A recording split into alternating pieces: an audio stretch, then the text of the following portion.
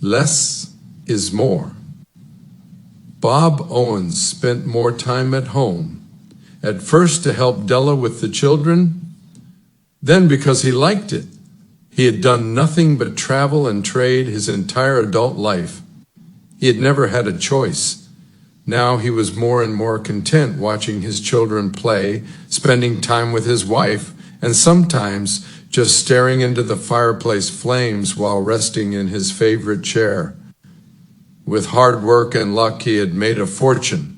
The land company alone made both him and Onawa rich. Onawa's farm provided a large income as well. His other businesses were profitable too, but they all took work. The railroads were replacing shipping by wagons, so he scaled back to only a few wagons that traveled locally to and from the railroad stations. The horse trading had slowed too. He sold that business to his longtime foreman. He and Onawa promoted William to president of the land company. William now ran the company, but Bob Owens still went to the office occasionally. He spent more time at the Owens restaurant making business deals with other local businessmen. He invested in the local lumber company, but had nothing to do with the operations. He only invested because the owner was an old friend and wanted to expand and modernize his machinery. Bob Owens invested enough cash to modernize for a small percentage of the company. He was proud that he had always been fair in his trading and investing. He knew that was what led to his success. He was especially proud of being fair with the natives. They had been treated horribly by the settlers and the new government. He cursed the politicians who always did the easy thing instead of the right thing. Most of the settlers were decent people, but some were full of evil. Greed consumed them. They had no scruples. They were corrupt in their beliefs. Men mostly, but some women too, who thought themselves civilized by virtue of their color or religion. They were a mean bunch, uneducated, with no culture and selective morals. These people were dangerous and caused trouble for everyone. Bob Owens knew enough history to know it had always been so. He watched for these sorts and was glad their number was small. But even good people could sometimes be corrupted by the evil ones. He had seen this in his own time.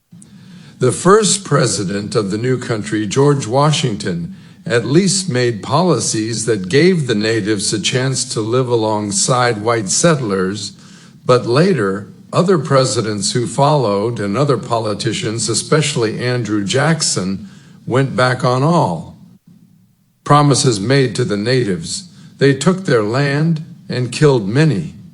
He was ashamed of the way the natives were treated.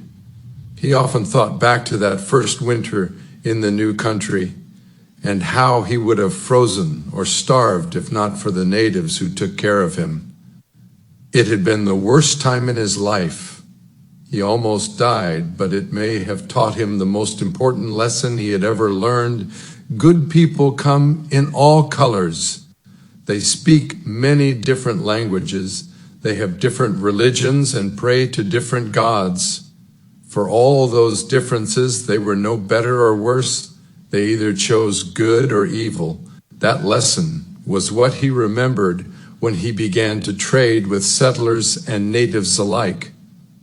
Onawa had made him realize he should not do business with the plantation owners for the same reasons. Slavery was bad. Anyone who profited from it was corrupted by it.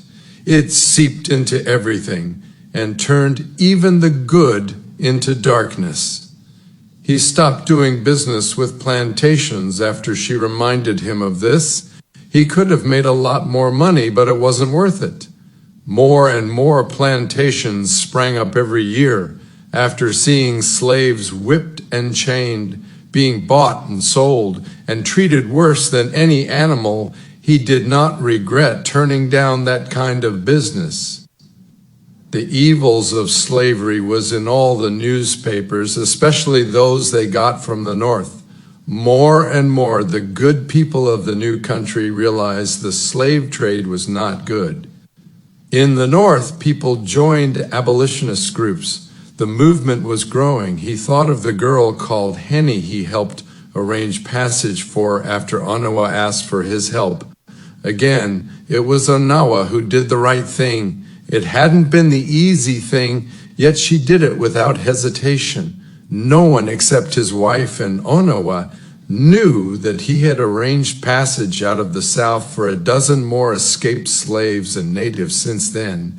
He wished he could do more for the hundreds of thousands of subjugated souls, but he at least did something.